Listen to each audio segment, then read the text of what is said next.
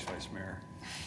Yeah, hey, wait. I'm third in succession plan, so I'm the vice mayor. Sir, you may proceed. Yes. Thank you, Vice Mayor. Yeah. So, Moving on. Okay. There are, Back down, as you can see, Brian. first page, there are 3 proclamations, 3 people on the public agenda. Page 2, item number 1 is the outsourced pavement preservation program. This is our annual contractual pavement management effort. $11.5 million next year, 364 lane miles of street that would be treated. You have attached to the staff report the recommended program for 2022. And all of the streets planned are included in that report. On page 3, number 2 is the South Lakes Park improvement project. We're asking for the council to approve $300,000 to complete a formal master plan and a design concept for what we're calling the Pickleplex. Number 3 is approval of the CMAR selection for the Chester I. Lewis Reflection Square Park improvement project. We would be selecting McCown Gordon as the CMAR for the construction of these improvements. Number 4, the CLAP master plan. You have had a presentation on this. We're asking you to formally adopt the master plan and approve the projects that are outlined in this staff report for the first phase of the improvements. Number 5, this is the Brewer Community Event Center project. This would approve the project budget of $8 million and initiate the project design and construction. Number 6 is the selection of an independent auditor. It's a 5-year contract with Ide Bailey. So it would represent a change in auditors for us. The first year of the contract's $225,000, which is approximately what we've been paying for that work. Page 4, number 7, these are 5 properties in districts 1 and 3 slated for demolition. That's all I have on page 4, nothing on page 5. Page 6, 4A, this is a project to put in new ozone equipment for our Cheney operation. It's a $95,000 contract right now for engineering evaluation, design, and construction support services. The full project will be brought to you at a later date. That's all I have on 6. On 7, number 9, just to highlight that we have an overestimate bid here. It's for water improvements in the Kimberly addition. It's a special assessment project. It's over the bids came in $12,000 over the engineer's estimate. Number 10 is the sale of 165 square feet of property in the Chester I. Lewis Park to the Kansas Health Science Center project so they can complete the entrance for their facility. They are purchasing it at the same price that same as our purchase price when we first bought the land. And then they're also asking for a 249 square foot subsurface easement to be able to complete some building foundations. And that would not interfere with our use of the park, and they would pay for that as well. That's all I have on page 7, and I believe that's it. That's all I have. I have a question Yes. about the sale of property at 217 East Douglas with the park. Was that vetted by the park board? It went to the park board. There's some confusion in that regard. It went to the park board. The park board endorsed it. However, they did not have a quorum at that meeting, so those who were there supported it. This is property that is owned by the city and ultimately controlled by the council, not the park board. But at their park board meeting, they did endorse it. How many on the park board were present there, that meeting? I don't know that. That'd have been less than 4 if they didn't have a quorum, so. I guess I'm worried about this item if it wasn't vetted.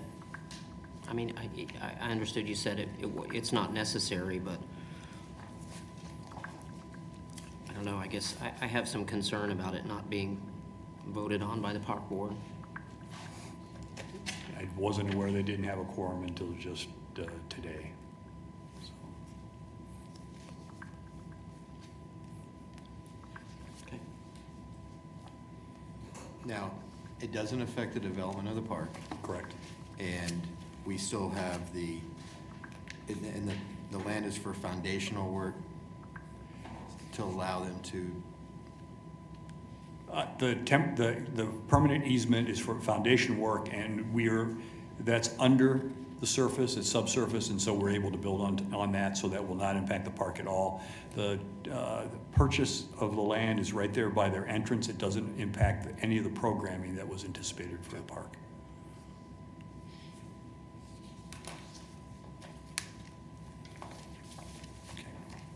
And the money goes back to the park, right? Right to this park, yeah, it stays with the park project. Yeah. Okay. Anything else? Perfect timing. All We're right. done. Okay, so if we don't have anything else for the 19th, keeping with the council's desire to have occasional or once a month updates on what's going on in some of our city departments, we thought we would start off with an issue that has been discussed with council members over the last year, and that's domestic violence and some of the things that we're doing to address domestic violence issues that are facing the community, as well as some concerns about our program. So with that, I'm going to turn it over. I think we'll start with the police presentation. Hello, my name is Lieutenant Christian Corey. I'm with the Domestic Violence Sex Crime Section with the Wichita Police Department. So I'm going to go over just real briefly, and I'm going to fire through this. We got a lot of work that we've done the last few years, but I've got about 5 minutes here. So we started assessing our response to domestic violence with the what I call the CCR there, and that's a group of community advocates, system advocates, law enforcement, medical response, and including the Air Force Base, Sedgwick County Sheriff's Office, Wichita Police Department. In 2018, they did a staffing or a safety and accountability study, and they worked on closing the gaps. We have closed all the gaps for that study. There's still more work that needs to be done. That was a group done by Praxis, sometimes referred to as the Praxis study. And we continue to have those partnerships with the CCR on monthly meetings and address issues in regards to our community and our response to domestic and sexual violence. 2019, Chief Ramsey requested the Council of State Governments to come in and review our response to domestic violence because of our high call loads. And what I refer to a high call load is something that stresses our system, whether it's the detectives in their caseload or the officers and their response to domestic violence calls. And specifically the CSG Justice Center started doing interviews in 2020, meeting with members of the community, all of our stakeholders, the Wichita Police Department, and of course with COVID, their response came in March of 2021. And it was called the Wichita Technical Assistant Project. These were their main findings. The one that I'm going to refer mostly to is the persistent rise in domestic violence. That's more under our control. The others speak to corrections. So our persistent rates of DV, we've had a rise in DV cases year over year. The lethality of our incidents gets more and more deadly, especially in the area of strangulation and legislation involving strangulation. And the graphic to the side, that refers specifically to a strangulation victim, what happens to the increase for homicides. And we know in 2020 we had our most domestic violence homicides of all time within the city of Wichita. And then personnel, that just talks about how the detectives engage with victims, how they keep them attached to the system, whether it's with resources, whether it's just someone to call personally and see where their case is going and what's going on. I mentioned earlier we continue to collaborate with the CCR. We currently have a app project with the Wichita State Computer Engineering Department. That's going to help us bridge the gap from City Hall to the community with resources electronically. We're going to put those resources in somebody's hand, including a detective's phone number, a station phone number, resources right in your hand. Click and you can call a resource. Lethality assessments are when officers make an arrest, and when they do fill out a lethality assessment, they're including that with an arrest report. So the judge may look at this and see, okay, I've got a highly lethal situation here, and then can make bond recommendations based on that, or set that bond as he sees. Some of the gaps that we were filling from that, from the CSG, lethality assessments and records management, our records management is still in process. We're working to get that electronically so we can start to compare numbers and cases and make some determinations from there. And then as far as getting in with the CCR group and having them look at our high-risk offenders from that graphic. What can we do to work more with our high-risk offenders? Now, while these reports are going on and talking about our gaps, we were working on other things. In 2020, the council approved the COPS grant and our VAWA grant. Our COPS grant added 7 police officers and 1 sergeant, or 6 police officers, 1 sergeant, excuse me. And then we added 1 system advocate with the VAWA grant who's embedded with the DIVRT team. Now, DIVRT has been very busy, and these are just arrests for the DIVRT team. We had a gap of 150 outstanding persons that were wanted to be arrested that weren't being arrested. They have cleaned that up. We're down to about 15 at any given time. And what that does, that increases our charging rate across the street, downstairs. It increases our conviction rate as well. So those victims are getting resources faster. The protective orders, the bonds I mentioned earlier, they're getting set in place faster. And then our detectives in the DV sex crime section are hard working. They have 1.5 felony cases per day on average. That's more than anybody else. They're the busiest investigative section in the state. With DIVRT and the correlation of them coming online late in 2020, we saw our clearance rate jump about 10%. And now we're starting to see our misdemeanors trend down versus the 5-year average. That's 2 standard deviations. So there's a lot of hard work going into that, but we are seeing our numbers move. And that's real cases. So the conclusions, 1/3 of all DV incidents occur in Wichita, in Kansas, or in Sedgwick County rather. They are becoming more violent. We see with strangulation, we see that every day. And then this is just a quote from the Technical Assistance Project, just about the DV sex crime section. They are overworked, and they investigate a large number of cases every day coming through there. They work hard to get victims resources and work to engage with those victims to keep them in part of the process. And then we're going to switch over to municipal court. One thing there I'd just like to say about the DV sex crime section, just with their hard work, we had the Officer of the Year and the Detective of the Year both came out of the section. And David Diamora from the Technical Assistance Project said it's the most passionate, hardworking group he's ever seen. So, thank you. Can I ask a couple questions? Or do you want to do those at the end? Ask questions about At the end? police now. No, you can do Oh, it now? now from Okay. police if you like. Thanks, Lieutenant. Yes, ma'am. A couple questions. Maybe you said this, but who else is part of the CCR? Who is? Wichita Police Department, Sedgwick County Sheriff, Wesley, St. Sart Nurses, Via Christi, Wasack, Stepstone, Wichita Family Crisis Center, and Harbor House, as well as system advocates for the Wichita Police Department, Department of Corrections. Okay, thanks. And do we have a sense of, so you talked about 1/3 of the DVs in Kansas happen in Sedgwick County. We've talked a little bit about this. Do we have any data that says why? I mean, I know we're the largest metropolitan, but we don't make up 30% of the population of Kansas. No, certainly not. Yeah, I think we record our statistics differently. We have a more broken down case classification system, and we're the only one with a municipal court that handles a large load of those misdemeanor DVs. And the answer is we don't know how these other cities are reporting. For instance, Topeka didn't report last year at all for 2020.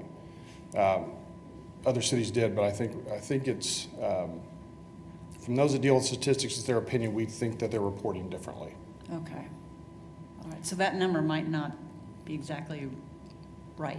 Not if we went to Topeka or Johnson County somewhere and started counting by the way we count, and just how we break down cases. It allows us to put resources in better places and sort through our cases and see what's going on. Okay. Thank you. Yes, ma'am. I was just gonna ask, can we get the slide deck sent to us? No, thank you. Yes, thank you. So I had a specific question. One of the things I've heard from survivors is a concern around when they go file the paperwork for domestic violence or even a PFA, and it's in the same space where maybe the aggressor is in. Have we done anything to address that, to where they have a different area they can go into or kind of be kept separate so that fear or intimidation isn't a factor? No, it's not. And the district court, it is, it's quite a process. Now, something we can do to shave off some time that they have to spend at court on this end is our victim advocate will reach out and they can fill that paperwork out and have it ready to go electronically and be ready to run into court. There's additional monies out there that we can cover things like child care costs and concerns the survivor may have just getting off work. Who's going to watch my kid? I don't want to take my kid in that area you just described. So there's some things we can do. A lot of the advocacy groups will have someone go with them, and if there's concerns, they can certainly report it to courthouse security. Okay. And there's some areas to segregate people within the courthouse, but it's not ideal like you described. There's a different answer if they're in municipal court though, right? And Nathan will talk about that. Yes, Okay. yes.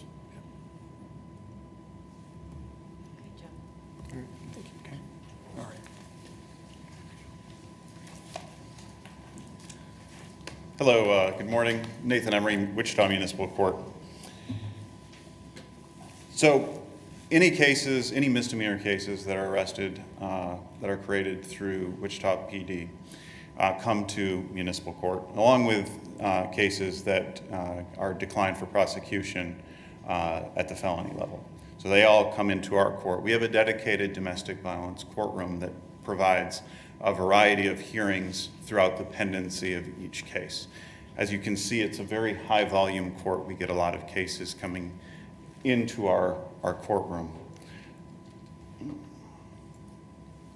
This is our process, and I'm not going to go too deep into this. I wanted to share it with you, so it's kind of a takeaway slide. There are different safety measures that are taken for victims throughout each of the stages, but I would call out the video court and the 24-hour hearing, and those are the kind of the release points for the DV offenders. And so one of the very important safety measures that come out that are part of those release points is a mandatory 72-hour no contact order. And so from release from jail, whether that's from the video court or whether someone bonds out, there is a minimum 72-hour no contact order. Now that can be longer if the judge in video court looks at it and says, hey, I think this is you need a no contact order through the pendency of the case. Or they could make that same determination in the 24-hour bond hearing. So if someone bonds out, they still have to go to before one of our judges by the next court day. So there's judicial review of the release conditions. So even if someone bonds out, they still come before a judge and they review those release conditions and make sure it's the right conditions for that individual under these circumstances. Jennifer's team with the victim advocates make sure that victims get notified for all court hearings. Additionally, my team sends out subpoenas for court hearings, but there's also active assistance from the victim advocates. We've added a victim's room. So for those victims who feel intimidated, feel uncomfortable being in the courtroom with the defendant, there is a comfortable place for them with toys, with things for their children, should they have children. They still will likely, if it's a trial situation, need to come in to testify, but it puts them in a position where they're not sitting in a room for a lengthy period of time uncomfortable. And so that's something that we added in the end of 2019, I believe.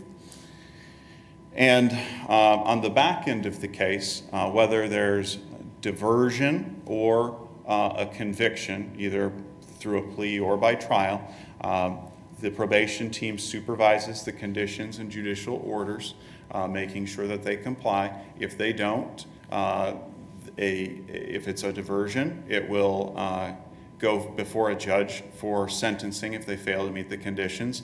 If it's a violation of probation, they'll get a violation. And we are now actively going out into the community on a pilot program and serving those through private process servers to get those folks back into court.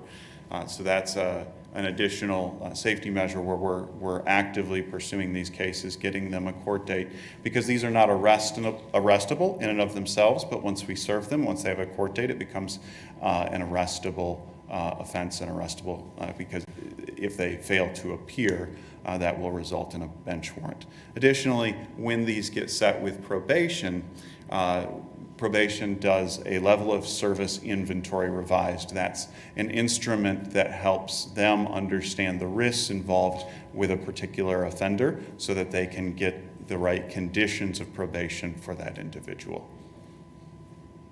With that, I think Jennifer and I are both ready to stand for any questions you might have. All right, thank you so much. No, thank you.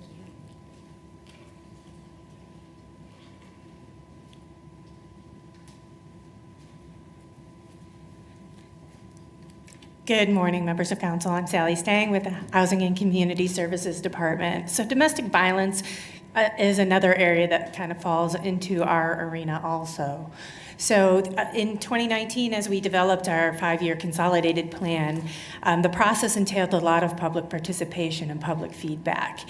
And it was resounding how much public feedback we received, really advocating that the federal funds that we receive in CDBG and ESG prioritize serving those domestic violence victims. And as such, we actually fund domestic violence providers out of both CDBG and ESG. So CDBG Public Services and ESG because HUD defines any person who's fleeing a domestic violence situation or a human trafficking situation qualifies under the definition of homeless and is eligible for any services or housing activities for homeless. So we serve, since 2019, each year, funding has been provided in both categories, and that funding provides services for 500 to 1,000 victims each year. Seems like a big window, but we count children in that calculation. So depending on family sizes and what we're seeing in trends with the number of victims, it's a pretty wide range. This slide shows all of the different funding buckets in which we fund out of those two community development programs, CDBG and ESG. And we were blessed with CARES funding last year. And so you see from between 2019 and 2020, a pretty significant increase in funding to our domestic violence shelter providers and service providers. And then even more of a significant increase in 2021. But Catholic Charities and Harbor House are our two shelter providers. They're the ones, that they usually are going to right after the incident. We also partner with Stepstone, which provides transitional housing, so 18 to 24 months to try and stabilize a family. And then Raise My Head Foundation was new. They were actually very specific to human trafficking and have a very different model in how they provide support services for those folks. With COVID in 2020, Wichita Family Crisis Center had a real challenge in providing enough social distancing and space in their limited shelter. So they received significant additional funding to be able to place victims in hotels in order to protect them from contracting COVID-19. We also have the ability to serve domestic violence victims out of our public housing authority. And you'll see up until 2021, we really didn't have much activity in that arena. Although we made the homeless preference program in 2020, it was really challenging. The DV providers weren't really comfortable making referrals under that program, and because they felt that the victims would be identified. However, we kind of worked with them through those barriers, and in 2021, with the use of the new emergency housing vouchers, about a third of the referrals, so we've received about 50 referrals from domestic violence providers just since these vouchers came available on July 1st. So we have a pretty significant increase in funding available for them. And you'll see in 2021, $1.4 million, pretty significant. Also within those programs, once they get into a voucher program, we recommend to try and connect those families with both family self-sufficiency and the individual family and development program to try and get them stabilized.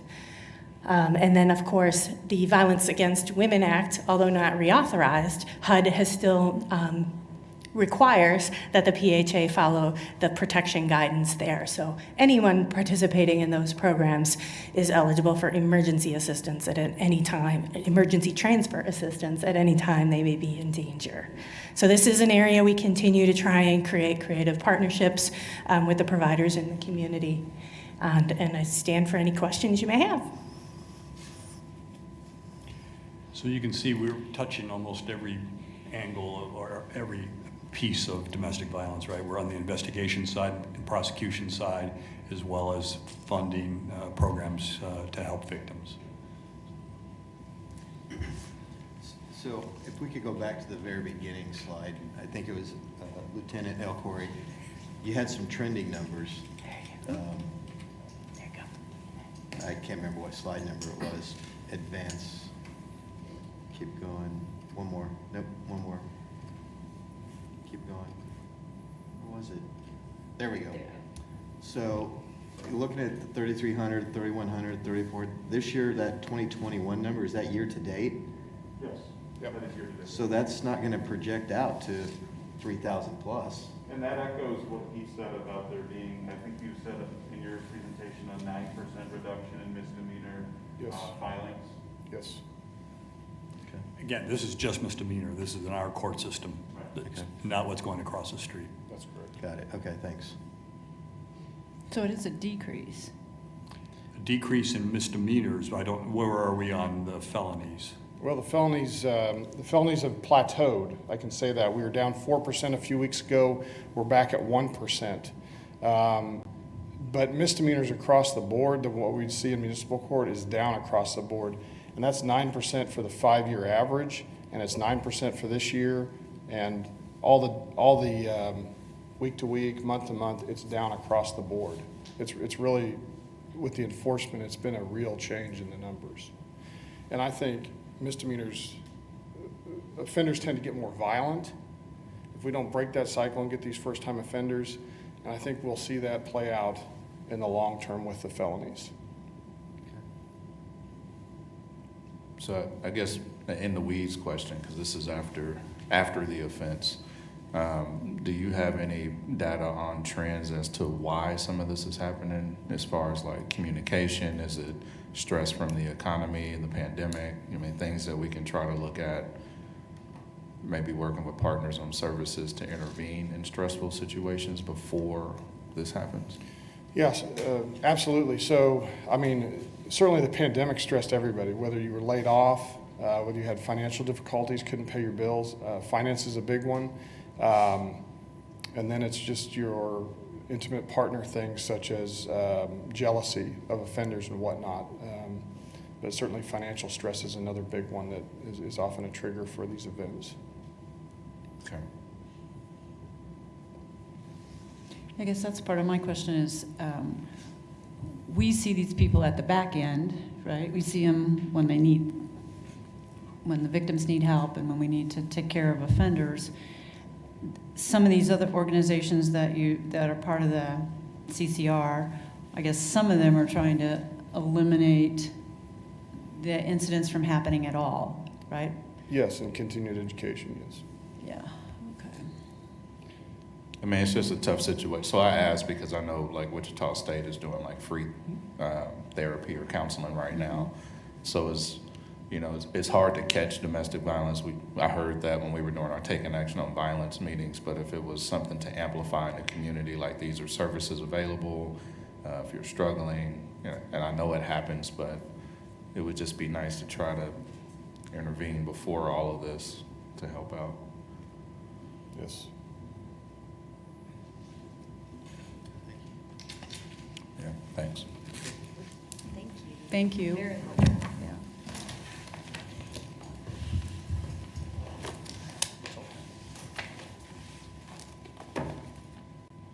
Have they fulfilled everything? Yeah. Okay. Even though the pool's not open, that's not an issue. Okay. But everything else is fulfilled. All right, so, That it? thank you.